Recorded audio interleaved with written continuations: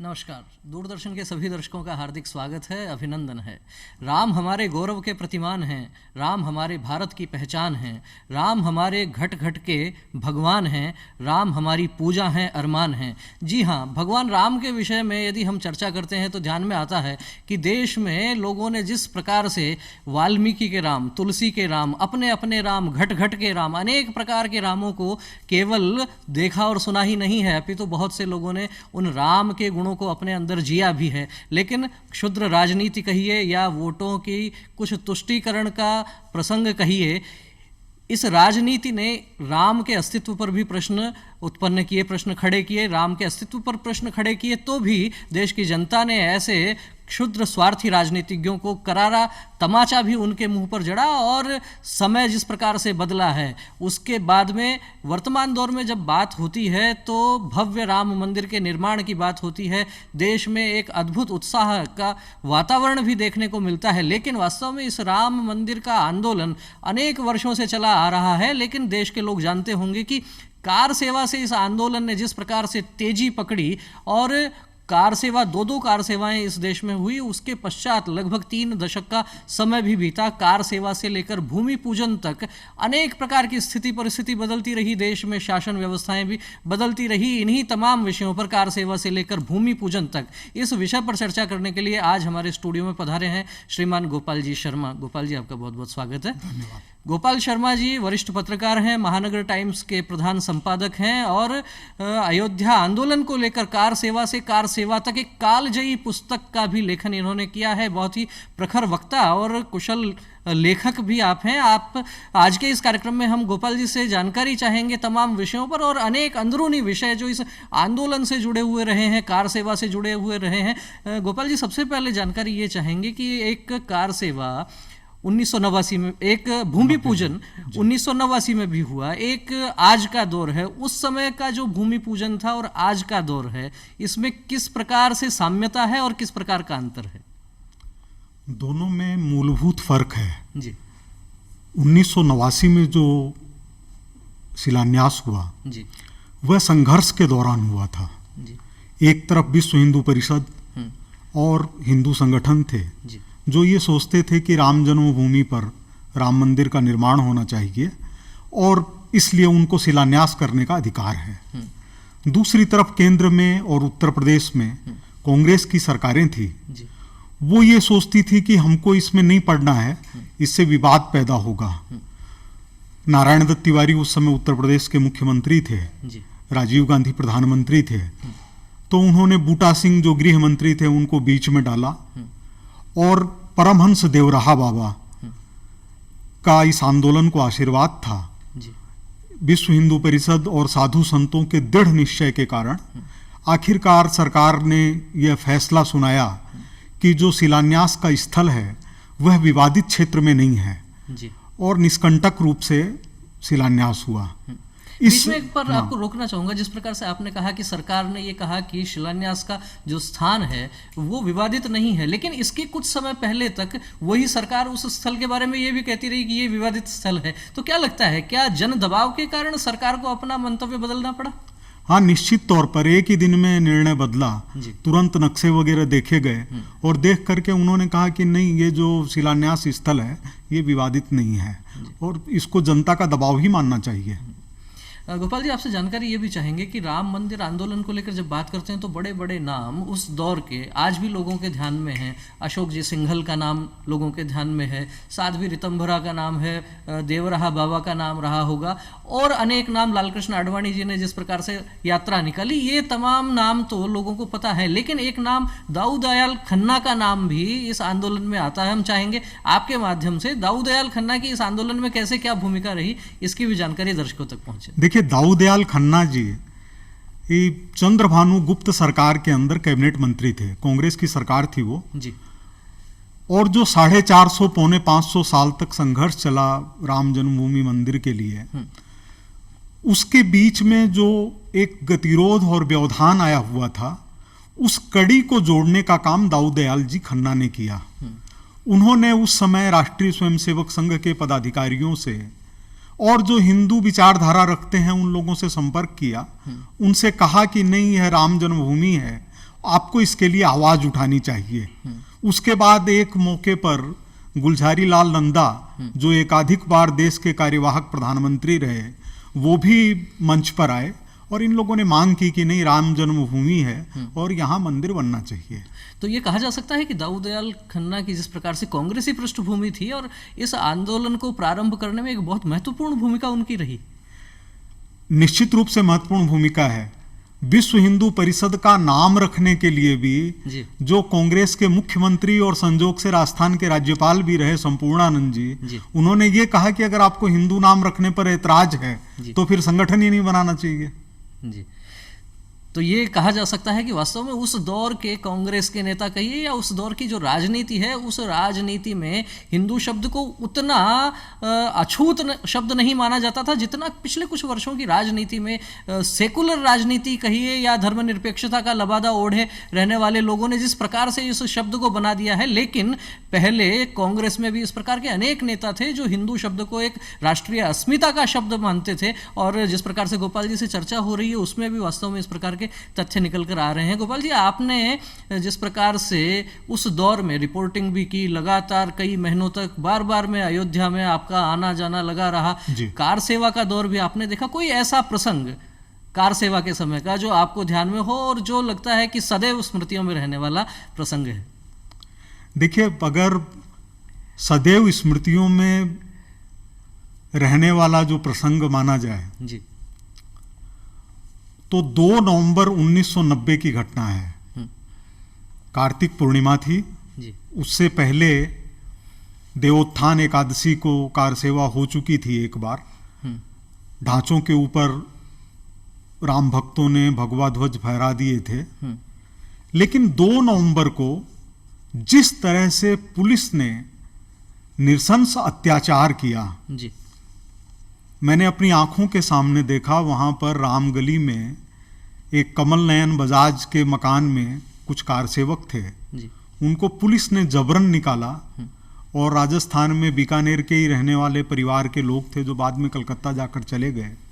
उसमें एक भाई राम कुमार कोठारी को खींच करके गोली मार दी, उसके सिर में गोली लगी। उनके बड़े छोटे भाई बचाने के लिए आए, उनके ऊपर गिर पड़े, उनको भी गोली मार दी।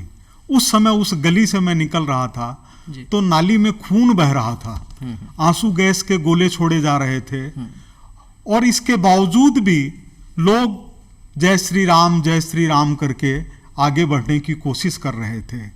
परमहंस रामचंद्र दास जी दिगंबर अखाड़े के महंत उग्र रूप लिए उस समय भी शासन को चुनौती दे रहे थे।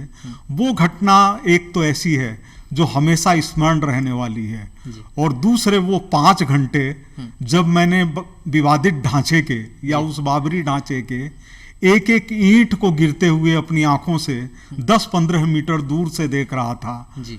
वो घटना, ये दोनों घटनाएं ऐसी है जो जीवन में कभी विस्मृत होने वाली नहीं है। गोपाल जी, जिस प्रकार से विवादित ढांचे के गिरने के 5 घंटे की बात आपको याद रह रही है और लगता है कि बहुत विशेष घटना थी, लेकिन जिस प्रकार से इस आंदोलन का नेतृत्व राष्ट्रीय स्वयंसेवक संघ और विश्व हिंदू परिषद इस प्रकार के संगठन कर रहे थे और जो खास तौर पर अपने अनुशासन के लिए पहचाने जाते हैं, क्या लगता है किस प्रकार की स्थितियां बनी? एक संगठन ऐसा जो अनुशासन के लिए पूरे विश्व में प्रसिद्ध है, और स्थितियां फिर जिस प्रकार से वो हुई, क्या लगता है अंदर ही अंदर कुछ चल रहा था या फिर कुछ दूसरे संगठन और थे, कट्टरपंथी संगठन या कहिए कुछ उग्र विचारों वाले संगठन थे, उनके द्वारा ये सब कुछ किया गया?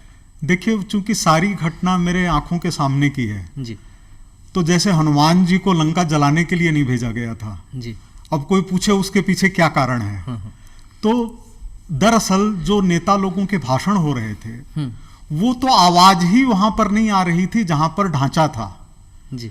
और नौजवान जो थे, जो कार सेवक थे, उनके मन में ये था कि इतना सैकड़ों साल पुराना गुलामी का चिन्ह है, ये हटना चाहिए।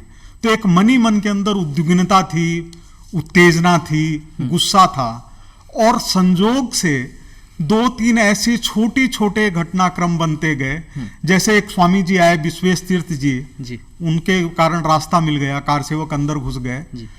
ऐसे 1-2 घटनाएं हुई और कार सेवकों को मौका मिल गया, 10 घुसे, 20 घुसे, 50 घुसे, पुलिस भाग गई वहां से, हजारों घुस गए, और देखते देखते एक एक करके ढांचे ध्वस्त होते गए।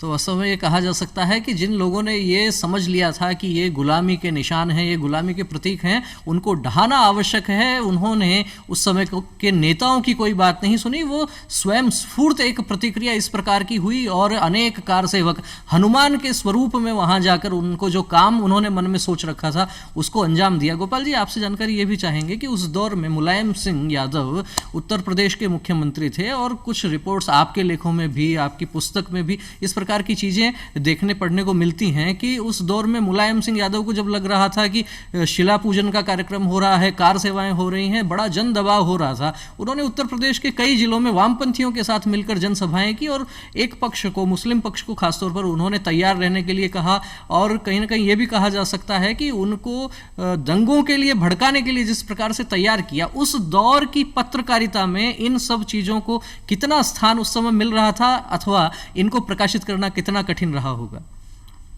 देखिए, दंगे भी उस समय के मैंने कवर किए जी।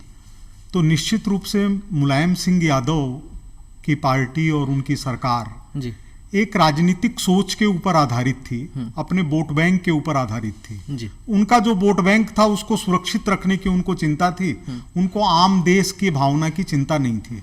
तो इसलिए उनको जो ठीक लग रहा था वो कर रहे थे। लेकिन आम जनता राम जन्मभूमि मंदिर के आंदोलन के लिए एकजुट थी और वो जहां पर भी उनको मौका मिल रहा था वहां पर वो कार सेवकों का, राम भक्तों का साथ देने की कोशिश कर रहे थे। तो ये भी कहा जा सकता है, अनेक स्थानों पर ये भी चर्चाएं सुनने को, देखने को मिलती हैं कि शासन प्रशासन बार बार में लाठीचार्ज के लिए आदेश देता था या गोलीबारी के आदेश होते थे, लेकिन उस दौर में जो सुरक्षा बल थे वो इनकार कर देते थे। हाँ, बिल्कुल। सीआरपीएफ ने और सीमा सुरक्षा बल ने, इनके तो रिकॉर्डेड तथ्य हैं कि उसमें पुलिस ने सूचना भेजी आपस में कि इन्होंने गोली चलाने से इनकार कर दिया। जी। तो जब ये लग रहा था सरकार को कि जिस प्रकार के आदेश वो दे रहे हैं उन आदेशों का पालन करवाना भी कठिन है, क्या तब भी उस दौर में भी वो देश की जनता की नब्ज पकड़ने में कहीं ना कहीं विफल नहीं? आप इससे समझ लीजिए कि 1990 के आखिर में प्रधानमंत्री के रूप में राजीव गांधी का एक इंटरव्यू छपा और राजीव गांधी ने ये कहा कि मेरे लिए ये सोचना कठिन है कि रामशिला पूजन को रोकना चाहिए था कि नहीं रोकना चाहिए था, लेकिन महत्वपूर्ण ये है कि राजीव गांधी ने ये कहा कि गृह मंत्रालय की राय है कि रामशिला पूजन को रोकने की शक्ति सरकार के पास नहीं है। तो जब गृह मंत्रालय यह कह रहा है कि एक कार्यक्रम को रोकने की शक्ति सरकार के पास नहीं है, इसका मतलब देश की जनता में कितनी एकजुटता थी।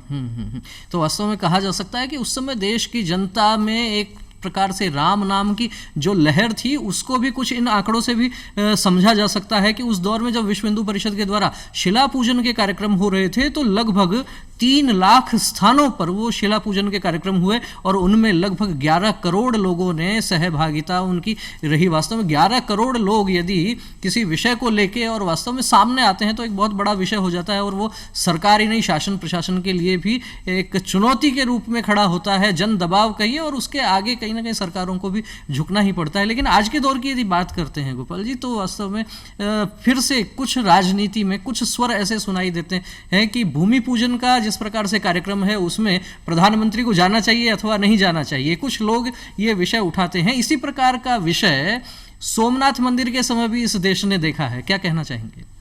देखिए, सोमनाथ मंदिर के समय भी जब जूनागढ़ के ऊपर भारत का अधिकार हुआ, क्योंकि जूनागढ़ भारत में शामिल नहीं होना चाहता था, तो सरदार पटेल ने पहला वाक्य ये कहा था कि अब जय श्री सोमनाथ होगा। तो उस समय भी सरदार पटेल वगैरह ये चाहते थे, कन्हैयालाल माणिकलाल मुंशी चाहते थे कि सोमनाथ मंदिर का जीर्णोद्धार होना चाहिए, लेकिन पंडित जवाहरलाल नेहरू इसके पक्ष में नहीं थे। तो अलग अलग तरह का विचार होना यह भारत की विशेषता है। भगवान राम से ही कई सहमत नहीं थे उनके समय में भी, जी तब सीता को जाना पड़ा। जी तो इसलिए ये सामान्य चीज है, भारत जैसे विशाल देश के अंदर जी। कुछ कुछ स्वर होने ही चाहिए, कोई इसमें खास बात नहीं है। नहीं, वर्तमान दौर में भी इस प्रकार के स्वर कुछ राजनीतिक दलों की ओर से सुनाई देते हैं। वो बात कहते हैं कि संविधान की जो मूल आत्मा है उसके खिलाफ है, लेकिन उसी मूल संविधान में देखा जाता है तो भगवान राम का चित्र भी मिलता है। क्या कहना चाहेंगे? इतना ही नहीं है, जी। बल्कि मूल कर्तव्यों के अंदर यह शामिल है कि भारतीय संस्कृति के गौरव की रक्षा करना। तो भारतीय संस्कृति क्या गौरव, अगर श्री राम ही नहीं होंगे तो कौन होगा? तो वास्तव में गोपाल जी का भी ये कहना है कि भगवान श्री राम यदि देश के गौरव नहीं होंगे तो कौन होगा। और एक कवि ने बहुत अच्छी पंक्तियां इस विषय पर लिखी हैं कि बाबर हमलावर था मन में गढ़ लेना, इतिहासों में लिखा हुआ है पढ़ लेना, जो तुलना करते हैं बाबर राम की, उनकी बुद्धि निश्चित किसी गुलाम की। वास्तव में बाबर और राम की कोई तुलना हो ही नहीं सकती है। राम केवल भारत के ही नहीं अपितु पूरे विश्व के वास्तव में मर्यादा पुरुषोत्तम के रूप में जिस प्रकार से जाने जाते हैं, प्रेरणा पुरुष भगवान राम हैं। और उनकी तुलना किसी आक्रमणकारी से यदि की जाती है तो वास्तव में ये निश्चित रूप से कहा जा सकता है कि गुलाम मानसिकता का परिचायक है। देश की आज़ादी के 7 दशक बीत जाने के बाद भी यदि कुछ लोग इस प्रकार का विचार रखते हैं तो मुझे लगता है कि इस विषय पर भी देश की प्रज्ञा को, देश की मेधा को चिंतन करना चाहिए। गोपाल जी, आपसे चर्चा ये भी करना चाहेंगे कि आज के दौर में जिस प्रकार से देश का नेतृत्व माननीय प्रधानमंत्री नरेंद्र मोदी जी कर रहे हैं और पिछले 6-7 वर्षों में पूरे विश्व में एक अलग पहचान भारत की बनी है, राम मंदिर का जो आंदोलन था उस दौर में नरेंद्र मोदी जी की किस प्रकार की क्या भूमिका रही? देखिए, 15 जनवरी 1992 को जी मोदी जी के साथ मेरे को रामलला के मंदिर में जाने का मौका मिला था। जी, मोदी जी के साथ में? हाँ जी। तो निश्चित रूप से वहाँ पर चूंकि रामलला के मंदिर में भगवान श्री राम के और मंदिर बनने के ही नारे लग रहे थे, जी, तो मोदी जी भी भावुक थे। और मोदी जी जिस परिवार से आते हैं, जिस संस्कार से आते हैं, जिस विचार से आते हैं, उसके अंदर भारतीय संस्कृति का उत्थान सबसे महत्वपूर्ण विषय है। जी। तो एक ऐसे व्यक्ति के हाथों में जिनको जनता ने 2 बार पूर्ण बहुमत से शासन दिया है, उनके हाथों राम मंदिर का भूमि पूजन होना, यह एक तरह से भारत की तरफ से प्रतीकात्मक भूमि पूजन है। तो वास्तव में पूरे भारत की तरफ से यह प्रतीकात्मक पूजन है यदि प्रधानमंत्री नरेंद्र मोदी जी के माध्यम से वो भूमि पूजन होता है तो। और गोपाल जी, आपसे जानकारी इस प्रकार की भी चाहेंगे कि उस दौर में विश्व हिंदू परिषद का यदि नाम आता था तो अशोक जी सिंघल का एक चरित्र, एक चेहरा उनका सामने आता है। और बहुत लोगों ने वो चित्र भी देखा होगा उस दौर में, जिस प्रकार से समाचार पत्र पत्रिकाओं में छपा था, अशोक जी सिंघल के सिर पर कोई पत्थर लगा था और वो सिर से बहता हुआ खून जिस प्रकार से दिख रहा था। लेकिन इतनी बड़ी भीड़ और पूरे देश भर से कोने कोने से जो लोग आ रहे थे, उसकी जिम्मेदारी कहीं ना कहीं विश्व हिंदू परिषद की थी। अशोक जी सिंघल किस प्रकार से उस नेतृत्व को किस प्रकार से संभाल रहे थे उन स्थितियों को? देखिए, अशोक जी सिंघल को मैंने बहुत शांत व्यक्ति के रूप में भी देखा हुआ है जी। और इन लगभग 500 वर्षों के इतिहास में राम जन्मभूमि मंदिर के सर्वोच्च नेतृत्वकर्ता के रूप में अगर किसी एक व्यक्ति का नाम लिया जाए तो वो श्री अशोक सिंघल हैं। जी। जब मुलायम सिंह यादव के शासन में राम मंदिर के लिए किसी भी तरह की कार सेवा की इजाजत नहीं देने की बात थी और मुलायम सिंह ने यह घोषणा की थी कि परिंदे को भी अयोध्या में पर नहीं मारने देंगे जी। उस स्थिति में जबकि वहां की कोई 40-50 हजार जनता होगी अयोध्या की, उसने 20-25 हजार कार सेवकों को अपने घरों में छिपा रखा था कर्फ्यू के बावजूद।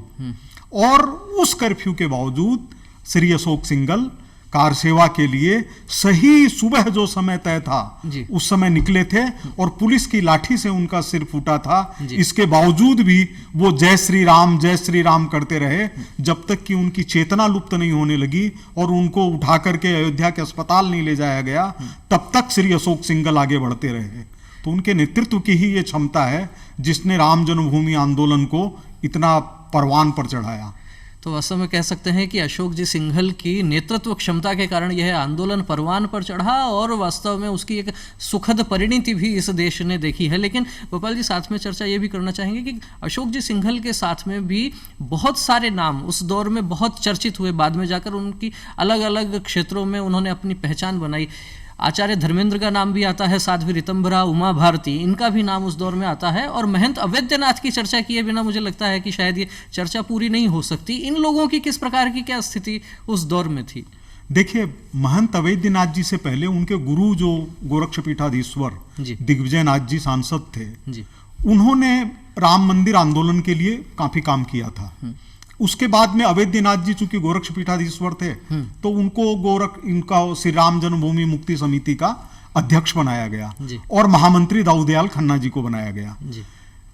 तो अवैद्यनाथ जी, जगत गुरु शंकराचार्य वासुदेवानंद जी सरस्वती जी, नृत्य गोपाल दास जी, युग पुरुष परमानंद जी, उनकी शिष्या ऋतंभरा जी, उमा भारती जी, आचार्य धर्मेंद्र जी, यह सब साधु संत, स्वामी वामदेव जी वीतरागी जो भी एक समय अध्यक्ष थे, इन सब लोगों की बहुत बड़ी भूमिका थी।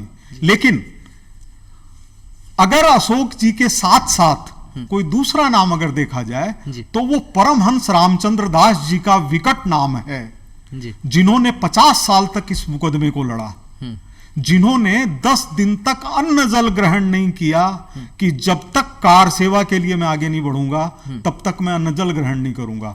और एक विशेष नाम मैं लेना चाहूंगा जिनका राजस्थान से संबंध है जी। और जिन्होंने भारत रत्न ठुकरा दिया था, उन्होंने कहा था कि इसकी आवश्यकता नहीं है, वो गीता प्रेस गोरखपुर के प्रमुख हनुमान प्रसाद जी पोद्दार जी। उन्होंने हमेशा राम जन्मभूमि मंदिर के मुकदमे के लिए अपनी तरफ से जो भी हो सका वो आर्थिक सहायता दी जी। तो वास्तव में कह सकते हैं कि हनुमान प्रसाद जी पोद्दार की भी एक बड़ी भूमिका इस आंदोलन में रही और महंत अवैद्यनाथ जी के बारे में भी जानकारियां आई, साध्वी ऋतंभरा जी और उमा भारती जी भी अपनी ओजस्वी वाणी से उस समय देश के जनमन को राममय बनाने में पूरे प्राणपण से जुटे हुए थे। गोपाल जी, चूंकि आप वरिष्ठ पत्रकार हैं, अनेक वर्षों से आप पत्रकारिता कर रहे हैं, राम मंदिर को लेकर जिस प्रकार की राजनीति होती रही है, एक पक्ष के लोग कहते रहे सौगंध राम की खाते हैं, हम मंदिर वहीं बनाएंगे, दूसरे पक्ष के लोग कहते रहे कि मंदिर वहीं बनाएंगे पर तारीख नहीं बताएंगे। अब भूमि पूजन का भी समय हो गया और भव्य राम मंदिर बनने की भी स्थिति आ गई। इस दौर में क्या लगता है देश की राजनीति क्या करवट लेने वाली है? देखिए, श्री मोरोपंजी पिंगले जी राष्ट्रीय स्वयंसेवक संघ के प्रमुख पदाधिकारी थे। उन्होंने वर्षों तक इस आंदोलन को मार्गदर्शन किया है और वो मार्गदर्शक थे विश्व हिंदू परिषद के जी। उनसे एक बार चर्चा हो रही थी तो उन्होंने कहा कि राम जन्मभूमि आंदोलन की एक सार्थकता है कि इसमें कुछ चीजें तो होती हैं और कुछ प्रभु श्री राम खुद करवाते हैं जी। तो ये जो भूमि पूजन हो रहा है, अगर साल भर पहले, 2 साल पहले या 10 साल पहले होता तो क्या इस तरह से सर्वसम्मति से होना संभव था? क्या सोच सकते थे कि सुप्रीम कोर्ट कहेगा मंदिर बनाओ जी। और किस आधार पर कहेगा? वहां की जो पुरातात्विक सामग्रियां मिली है उसके शोध के वैज्ञानिक आधार के ऊपर यह कहा गया है कि वहां मंदिर था। केवल यह इस तरह से जज का फैसला नहीं है कि चाहे जो कह दिया। तो यह वहां के जो पुरातात्विक सामग्रियां हैं वहां पर पहले हजारों वर्ष से निर्माण कार्य होता रहा है, उसके आधार पर देश की जनता एकमत है। इससे बढ़िया समय कभी हो ही नहीं सकता था। तो राम के वनवास से लौटने जैसा दृश्य है। वास्तव में गोपाल जी का कहना है कि ये राम के वनवास से लौटने जैसा समय है। जिस प्रकार से खुशियां उस दौर में अयोध्या में मनाई गई, पूरे देश में मनाई गई, आज भी केवल भारत नहीं अपितु विश्व के अनेक देशों में उसी प्रकार का उत्साह और उल्लास का वातावरण बना हुआ है। जैसे भगवान राम 14 वर्ष का वनवास पूरा करके पुनः अयोध्या में आ रहे हैं, ठीक उसी प्रकार से एक भव्य मंदिर का निर्माण जिस प्रकार से बनेगा वो केवल भारतीयों की ही नहीं अपितु कह सकते हैं सनातन मूल्यों की प्रतिष्ठा के लिए भी एक मील का पत्थर साबित हो सकता है। गोपाल जी, कार्यक्रम अंतिम चरण में आपसे जानकारी ये भी चाहेंगे कि पिछले 5-7 वर्षों में जिस प्रकार से भारत की स्थिति पूरे वैश्विक रूप में बदली है, जिस प्रकार से भारत एक मजबूत देश के रूप में जाना जाने लगा है, भारत सर्जिकल स्ट्राइक भी करता है, भारत एयर स्ट्राइक भी करता है, डोकलाम में भी चीन को पीछे धकेलता है और सांस्कृतिक मूल्यों की बात होती है तो राम मंदिर निर्माण का भी मार्ग प्रशस्त होता है। क्या लगता है पुनः विश्व गुरु के पद पर आसीन होने जा रही है भारत माता? देखिए, हम सब लोग जो भी इस देश को अपना मानता है वो ये चाहता ही है कि सिर्फ विश्व गुरु ही नहीं बने, बल्कि विश्व का सबसे विकसित, समृद्ध और आदर्श देश बने। जी। और निश्चित रूप से आज देश की जो स्थिति है वो इससे पहले 70 सालों में नहीं थी। कभी भी ये नहीं सोचा गया था कि किसी भी देश के किसी भी नागरिक से ये पूछा जाए कि दुनिया के प्रमुख नेताओं का नाम बताओ, तो उसमें 2-3 नामों के अंदर भारत के प्रधानमंत्री का नाम नहीं होगा। प्रमुख देशों का नाम बताओ तो भारत का नाम नहीं होगा। तो ये बहुत आदर्श स्थिति है। कोरोना जैसे वैश्विक महासंकट के समय भी भारत किस तरह से धैर्य के साथ मुकाबला कर रहा है और आत्मनिर्भर भारत बनाने की तरफ अग्रसर है जी। तो ये बहुत संतुष्टि की बात है, सुखद है। एक आपका मत इस विषय पर भी जानना चाहेंगे कि जिस प्रकार से राम मंदिर का जो आंदोलन हुआ और उस दौर में दोनों कार सेवाएं आपने देखी, अनेक कार सेवक उस समय शहीद हुए, उनके परिजन आज वास्तव में भाव विह्वल होंगे इस दौर में, जब उनको लगता है कि उनके अपनों ने, उनके परिजनों ने जो शहादत दी थी, जो बलिदान दिया था, वो बलिदान जिस कारण से दिया था उस कारण के लिए जो स्थितियां हैं, भव्य राम मंदिर का निर्माण हो रहा है, तो वास्तव में वो प्रसन्न होंगे। भूमि पूजन का कार्यक्रम और भव्य राम मंदिर का निर्माण, ये दोनों विषय हैं। क्या लगता है सरकार को, संगठनों को, क्या कुछ आपके माध्यम से कोई सलाह, संदेश, कोई विचार इस प्रकार का देना चाहेंगे कि उन शहीदों को, उन बलिदानियों को भी याद करके क्या कुछ हो सकता है? हाँ, निश्चित रूप से हो सकता है। देखिए, इन कार सेवाओं के अंदर निश्चित रूप से 50 कार सेवक शहीद हुए, लेकिन 76 युद्ध हुए हैं अब तक राम जन्मभूमि के लिए जी। तो हजारों राम भक्तों ने बलिदान दिए हैं जी। शहीद कभी अपनी कीमत नहीं मांगता है जी। ये तो देश का, वहाँ की जनता की, उनके ऊपर है कि वो अपने लोगों को कितना याद करते हैं। तो याद तो करना ही चाहिए, जितनी भी उनको श्रद्धांजलि दे सकें, जितना उनको याद कर सकें उतना कम है। गोपाल जी, एक प्रकार से ये भी कहा जा सकता है कि भारतीय जनता पार्टी के उस समय के राष्ट्रीय अध्यक्ष लाल कृष्ण आडवाणी जी ने जिस प्रकार से राम रथ यात्रा उस दौर में निकाली थी, और उस समय के जो प्रमुख नेता थे डॉक्टर मुरली मनोहर जोशी जी थे, आज के इस दौर में भारतीय जनता पार्टी की राजनीति में अमित शाह का नाम आता है, प्रधानमंत्री नरेंद्र मोदी तो खैर नेतृत्व कर ही रहे हैं, साथ में योगी आदित्यनाथ का नाम आता है, उधर से उनके गुरु महंत अवैधनाथ जी थे, उनके प्रतिनिधि के रूप में आदित्यनाथ जी आ गए हैं। राजनीति में भी जिस प्रकार से पीढ़ियों का ये परिवर्तन हुआ है, क्या लगता है उस समय के राजनेताओं के मिजाज में और आज के राजनेताओं के मिजाज में आंदोलनों से निपटने के लिए या अपनी विचारधारा पर आगे बढ़ने के लिए किस प्रकार का अंतर या साम्य नजर आता है? देखिए, समय समय पर जो परिवर्तन होते हैं ना जी, वो तो स्वाभाविक हैं जी। भगवान राम दूसरा तो विश्व में होना नहीं है जी। तो हर व्यक्ति की, हर समय की कुछ ना कुछ खासियत होती है जी। आज से 25 साल पहले जितनी अर्थव्यवस्था की बात नहीं होती थी उतनी आज होती है जी। पहले के नेता थोड़े दूसरे तरीके के होते थे, आज के नेता साम दाम दंड भेद सब तरह की चीजों के अंदर उनको मुकाबला करना पड़ता है जी। तो समय तो बदला ही है निश्चित रूप से।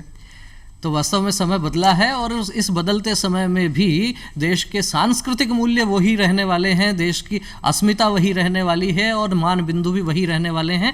और इन मान बिंदुओं पर वास्तव में जो सरकार काम करती है वह सरकार सदियों तक याद रहती है। और जो देश की मान बिंदुओं के लिए, देश की अस्मिता के लिए, सनातन मूल्यों के लिए जिस प्रकार से सामाजिक संगठन हो, चाहे राजनीति से जुड़े हुए लोग हों, उन्होंने भी जिस प्रकार से अपना काम किया है, बलिदान दिया है, समय समर्पण किया है, वो भी वास्तव में इतिहास में अंकित होने वाला है। और भगवान राम का विषय इस देश ने अनेक बार बताया है कि राम हमारी आस्था के प्रतीक हैं, राम पर केवल राजनीति नहीं हो सकती। और जिन लोगों ने क्षुद्र राजनीति करने का प्रयास किया है, देश की जनता ने उनको करारा जवाब भी दिया है। और वास्तव में कह सकते हैं कि राम दवा है, रोग नहीं है, सुन लेना, राम त्याग है, भोग नहीं है, सुन लेना, राम हुआ है नाम लोक हितकारी का, रावण से लड़ने वाली खुददारी का। राम के जीवन से हम अनेक प्रकार की शिक्षाएं ग्रहण कर सकते हैं। जिस प्रकार से उन्होंने समाज के अलग अलग वर्गों को एकत्रित करके, संगठित करके रावण जैसी शक्ति को परास्त किया। राम चाहते तो सेना लेकर थे अयोध्या से, लेकिन उन्होंने ऐसा नहीं किया। इस देश के प्रत्येक व्यक्ति में